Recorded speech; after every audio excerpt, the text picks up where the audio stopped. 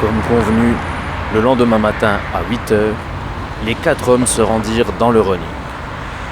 On ne peut pas dire que la rue était calme, loin de là. Les passants affluaient dans tous les sens.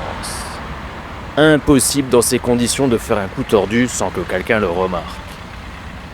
Quelle idée Antoine avait-il donc derrière la tête ?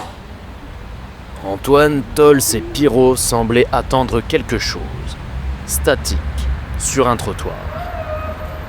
Pierrot tenait un chronomètre en main. Sur le trottoir d'en face se trouvait une bijouterie. Prêt ? Pierrot leva la main qui tenait le chronomètre. Prêt. Antoine fit un signe discret de la tête à Tib, qui attendait justement sur le trottoir d'en face. Celui-ci, vêtu tout de noir avec un large chapeau sur la tête, avait un pavé à la main. Il s'avança vers la bijouterie, mine de rien, le regard baissé, avant de jeter le pavé à travers la vitre qui se brisa.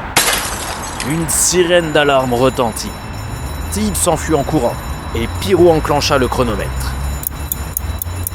Après quelques minutes, la police arriva sur les lieux. Pierrot arrêta le chronomètre. 5 minutes 17. Pas mal. La banque se trouve à moins de 100 mètres. Nous prendrons 1 minute de marge le jour du braquage. On va faire ça pour toutes les banques. Oui, cette semaine, il faut qu'on cartographie toutes les banques de la ville en notant à chaque fois un temps d'action maximum pour chacune d'entre elles avant notre premier braquage. Tib a prévu de braquer la caisse d'une épicerie cet après-midi. Une banque se trouve juste en face, on fera le même exercice. La semaine d'après, le braquage de la première banque eut lieu.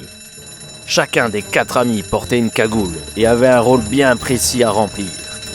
Pendant qu'Antoine tenait en joue les personnes présentes tout en gardant un œil sur sa montre, Tib et Pierrot s'occupaient des guichetiers afin qu'ils remplissent leurs sacs de billets, alors que Tols restait dans la voiture, prêt à démarrer. Soudain, Tols se mit à klaxonner. Allez les gars, on se casse. Mais merde, j'ai pas fini moi. Pierrot, Antoine et Tib firent feu en direction du plafond pour apeurer un peu plus les gens déjà couchés sur le sol, afin d'être sûr qu'aucun d'entre eux ne tentera quelque chose lorsqu'ils tourneront les talons. Ils sortirent de la banque en courant et entendirent des sirènes de police retentir au loin, expliquant pourquoi Tols avait klaxonné. Ils montèrent tous les 3 à bord du véhicule qui partit à toute vitesse. Eh mais ça faisait pas 5 minutes là. Non, ils sont plus efficaces que la semaine passée ces cons-là. Fais chier, là. J'ai pas eu le temps de blinder le sac, là. J'ai vraiment pas grand chose moi. Moi, ça va. Faut être plus rapide, hein, Tib. Ah ta gueule, enfoiré.